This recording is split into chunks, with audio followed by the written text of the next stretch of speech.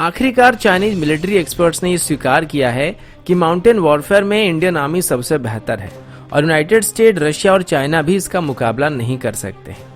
Twin engine deck based fighter के लिए हमारे पास एक देसी इंजन ऑप्शन मौजूद है जिसे बस फाइन ट्यून करने की जरूरत है। यूनाइटेड नेशन सिक्योरिटी काउंसिल में भारत की सीट को लेकर पाकिस्तान में अभी एक चिंता की लहर फैल चुकी है, क्योंकि अब वो यूनाइटेड नेशन में कश्मीर इशू को नहीं उठा पाएंगे। इसके अलावा और भी कुछ अपडेट हैं जिसके ऊपर हम इस वीडियो में डिटेल में बात करने वाले हैं। नमस्कार दोस्तों, मेरा नाम है अंशुमन नाइक और आप सभी का बहुत बहुत स्वागत है इंडियन डिफेंस न्यूज की डिफेंस टॉक सीरीज में। तो चलिए देर न करते हुए आज की वीडियो शुरू करते हैं। आज की पहली अपडेट इंडियन आर्मी की माउंटेन वॉरफेयर यूनिट को लेके है। ये बात शायद आप सबको पहले से ही पता होगा कि इंडियन आर्मी की जो हाई अल्टीट्यूड वॉरफेयर स्कूल है, ये दुनिया की सबसे बेहतरीन माउंटेन वॉरफेयर ट्रेनिंग स्कूल माना जाता है और यहाँ तक कि यूनाइटेड स्टेट, यूके और रशिया जैसे देशों से भी यहाँ पर लोग ट्रेनिंग करने के लिए आते हैं। लेकिन अभी एक चाइनीज डिफेंस एक्सपर्ट जो कि पीपल लिबरेशन आर्मी को मेजर डिफेंस इक्विपमेंट को सप्लाई करते हैं और उसकी चेन के साथ जुड़े हुए हैं, उन्होंने बताया कि पूरी दुनिया भर में सबसे ताकतवर माउंटेन वॉरफेयर आर्मी की अगर बात की जाएगी तो वो इंडियन आर्मी है। इनका नाम वांग गौजी है और इनका आर्टिकल अभी मॉडर्न वेपनरी मैगजीन में आया था, जो कि चाइना का सबसे जाना माना डिफेंस जर्नल है और इनको के साथ भी एफिलिएटेड है। इस आर्टिकल के मुताबिक दुनिया भर की सबसे बड़ी और सबसे एक्सपीरियंस्ड माउंटेन आर्मी अगर किसी के पास है तो वो भारत के पास है और इसमें अभी 12 डिवीजन और 2 लाख के करीब सोल्जर मौजूद हैं, जिनका मुकाबला यूनाइटेड स्टेट और रशिया तक नहीं कर सकते हैं। 1970s के बाद भारत की तरफ से अपना माउंटेन वॉरफेयर यूनिट को डेडिकेटेड वे में तैयार करना शुरू किया गया था और उस वक्त इसमें 50,000 के करीब सोल्जर मौजूद थे। लेकिन वक्त के साथ साथ इनको काफी अपग्रेड किया जा चुका है और अभी हाल ही में ही भारत की तरफ से US made M777 ultralight Houser, Apache और चिनॉक जैसे हेलीकॉप्टर को खरीदा गया था, जो कि जॉइंट ऑपरेशन के दौरान इंडियन आर्मी की माउंटेन वॉरफेयर टीम को काफी मदद करने वाली है। लेकिन उन्होंने एक पॉइंट यहाँ पर बताया था कि इंडियन आर्मी के पास अभी वेस्टर्न स्टाइल की स्मॉल आर्म मौजूद नहीं है और हाई अल्टीट्यूड वॉरफेयर में ये एक बड़ी नेगेटिव पॉइंट होने वाली है और यहाँ पर वो शायद इंसास राइफल की बात कर रहे थे। दोस्तों, अगला अपडेट कोई ऑफिशियल अपडेट नहीं है। एक टॉप डिफेंस साइट में एक आर्टिकल आया था जिसके बारे में अभी हम बात करने वाले हैं। अभी तक ये एक फैन मेड थ्योरी होने वाली है, लेकिन इसमें कुछ ऐसे बातें भी है जिस पर गौर किया जा सकता है। सबसे पहले ऑथर का ये कहना है कि अगर हम MiG-29 और राफेल की बात करेंगे तो इसमें RD-33 और M88 इंजन का इस्तेमाल किया जाता है। इनमें से RD-33 50 किलोन्यूटन की ड्राई थ्रस्ट के साथ साथ 88 किलोन्यूटन का आफ्टर बर्निंग थ्रस्ट को प्रोड्यूस कर सकता है। वहीं पर M88 भी 50 से 75 किलोन्यूटन की थ्रस्ट को प्रोड्यूस करता है। अगर इन दोनों की थ्रस्ट टू वेट रेशियो की बात करें तो फुल लोड के साथ MiG-29 आराम से विक्रमादित्य से टेक ऑफ कर सकता है। फुल लोड के साथ इसका थ्रस्ट टू वेट रेशियो लगभग 0.98 के आसपास की होती है। वहीं पर राफेल का थ्रस्ट टू वेट रेशियो थोड़ा सा बेहतर होता है, क्योंकि ये मिग के मुकाबले थोड़ा सा हल्का है। अब इसी सिचुएशन में अगर twin engine deck based fighter की बात करेंगे तो इसमें जनरल इलेक्ट्रिक्स की 414 इंजन का इस्तेमाल करने का फैसला अभी किया गया है, जो कि 57 से लेकर 98 किलोन्यूटन की थ्रस्ट को जनरेट कर सकता है। यानी कि इस इंजन के साथ twin engine deck based fighter का thrust to weight ratio full load condition में भी 1.1 से बेहतर रहने वाली है।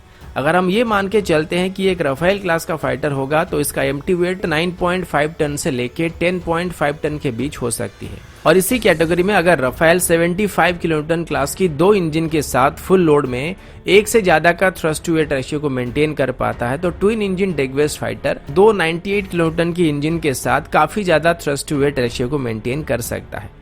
लेकिन अगर ये राफेल की स्टैंडर्ड की फाइटर होगा तो इसमें जनरल इलेक्ट्रिक्स की 414 इंजन की जरूरत नहीं पड़ने वाली है, क्योंकि 75 किलोन्यूटन क्लास की 2 इंजन इसके लिए काफी हो सकते हैं। यहाँ पर DRDO अभी IUCAV UHF-20 नाम के एक इंजन को बना रही है, जिसको आगे चल के हमारी UCAV फ्लीट में इस्तेमाल किया जाएगा और ये आफ्टर बर्नर के बिना लगभग 52 किलोन्यूटन की थ्रस्ट को जनरेट करता है और अगर इसमें आफ्टर बर्नर को ऐड किया जाता है तो ये लगभग 85 किलोन्यूटन की थ्रस्ट को प्रोड्यूस कर सकता है। इस इंजन का वेट भी 1 टन से कम है। तो यहाँ पर ऑथर का ये कहना है कि अगर twin engine deck based fighter का एम्प्टी वेट 11 टन से कम होता है तो इसके लिए हमारे पास पहले से एक इंजन मौजूद है जिसे बस फाइन ट्यून करने की जरूरत है। इसके लिए अभी हमारे पास 5 से 7 साल है, जो कि काफी है और वैसे भी इसी इंजन को कावेरी इंजन से डिराइव किया गया था। तो अगर इन 5 से 7 सालों में DRDO इस इंजन को फाइन ट्यून या फिर डेवलप कर लेता है तो हमारी वर्तमान की कावेरी इंजन ही twin engine deck based fighter को पावर करने के लिए सफिशिएंट थ्रस्ट को जनरेट कर सकता है। अगला अपडेट भारत और पाकिस्तान को लेके है। इनमें 2 या 3 अपडेट है जिनको हम एक ही हेडलाइन के अंदर कवर कर लेंगे। सबसे पहली बात तो ये है कि मैंने आपको कुछ दिन पहले बताया था कि भारत को इस बार यूनाइटेड नेशन सिक्योरिटी काउंसिल में एक कंफर्म सीट मिलने वाली है। हालांकि नॉन परमानेंट सीट होने वाली है, लेकिन इस बात को लेकर अभी पाकिस्तान की तरफ से चिंता जताया जा रहा है। पाकिस्तान की सबसे पुरानी न्यूज़पेपर डॉन में इसको लेकर एक रिपोर्ट आया था जिसमें यह बताया गया था कि अब पाकिस्तान के लिए यूनाइटेड नेशन सिक्योरिटी काउंसिल में कश्मीर इश्यू को उठाना बहुत ही मुश्किल होने वाला है, क्योंकि यूनाइटेड नेशन सिक्योरिटी काउंसिल में सीट मिलने के बाद भारत इसका इस्तेमाल पाकिस्तान के खिलाफ भी कर सकता है। हालांकि परमानेंट सीट तो नहीं है, लेकिन इसका कार्यकाल जो है वो 2 साल तक है और इस बार भारत को चैलेंज करने के लिए वहां पर कोई नहीं है। तो जाहिर सी बात है कि मेडिकर को देख के जुओं का जो हाल होता है, पाकिस्तान का भी वही हाल हो रहा है। और वैसे भी इनके फॉरेन मिनिस्टर जो हैं वो हर हफ्ते या फिर 2 हफ्तों में यूनाइटेड नेशन सिक्योरिटी काउंसिल को 1 या 2 दफा चिट्ठी जरूर लिखते हैं और कहते हैं कि भारत अभी कश्मीर में फॉल्स फ्लैग ऑपरेशन कर रहा है या फिर ह्यूमन राइट का वायलेशन कर रहा है। और यकीन मानिए इन्होंने इन दोनों चिट्ठी का जेरोक्स बना के रखा हुआ है और रूटीन के हिसाब से हर हफ्ते 1-1 चिट्ठी भेजते रहते हैं। मतलब इस हफ्ते अगर फॉल्स फ्लैग ऑपरेशन वाला चिट्ठी लिखेंगे तो अगले हफ्ते ह्यूमन राइट वाला चिट्ठी लिखेंगे। अब कुरैशी साहब की बात चल ही रहा है तो इनका रीसेंट स्टेटमेंट को जरा देख लेते हैं। द न्यूज पीके में एक रिपोर्ट के मुताबिक अपने कुरैशी साहब ने मीडिया को ये बताया है कि पाकिस्तान को खुद को डिफेंड करना अच्छी तरीके से आता है और उन्होंने इंडियन एयरफोर्स की एयर स्ट्राइक के बारे में रिस्पॉन्ड देते हुए ये स्टेटमेंट दिया था। उन्होंने कहा था कि अगर भारत उन पर हमला करता है तो वो इसका जवाब भी दे सकते हैं।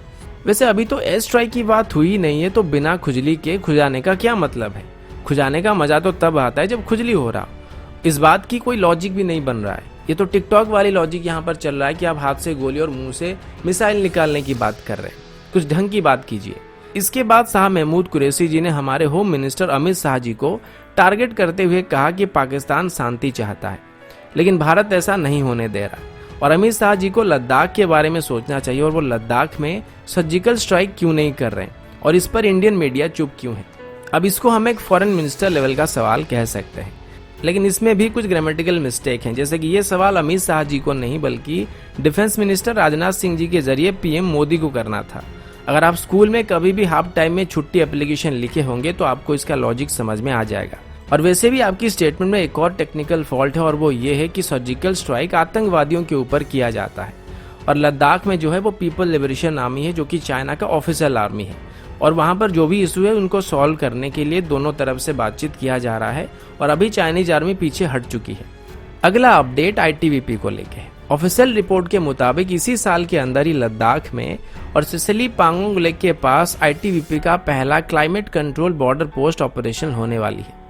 अभी जो बॉर्डर पोस्ट है वो लुकुंग में है जो कि पांगोंग लेक के करीब है, लेकिन climate control border post setup होने के बाद ये आईटीबीपी के जवानों को फर्दर फॉरवर्ड पोस्ट में डिप्लॉय करने में काफी मदद करेगी, क्योंकि वहां पर ज्यादातर समय जो टेम्परेचर रहता है वो 0 से नीचे रहता है और इसी वजह से आर्मी की मूवमेंट जो होती है वो धीमी पड़ जाती है।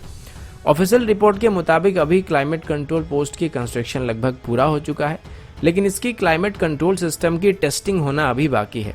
ये प्रोजेक्ट काफी धीमी गति से चल रहा था, लेकिन रिसेंट स्टैंड अप के बाद इसको जल्दी से जल्दी ऑपरेशनल करने का प्लान किया गया है। अभी पूरी इंडो चाइना बॉर्डर में आईटीबीपी के करीब 180 बॉर्डर पोस्ट हैं और हाल ही में ही 47 न्यू पोस्ट को बनाने के लिए अप्रूवल दिया गया था। ये सभी बॉर्डर पोस्ट करीब 9000 फीट से लगभग 18700 फीट की ऊंचाई के बीच मौजूद होते हैं, जहां पर मुश्किल से टेम्परेचर को 10 डिग्री के आसपास लाया जाता है। लेकिन अभी जो नए पोस्ट बनाए जाएंगे उसमें आसानी से 22 से 28 डिग्री का टेम्परेचर को मेंटेन किया जा सकेगा। तो दोस्तों अभी के लिए इतना ही, मिलता हूं आपसे अगले वीडियो में, तब तक के लिए जय हिंद, वंदे मातरम।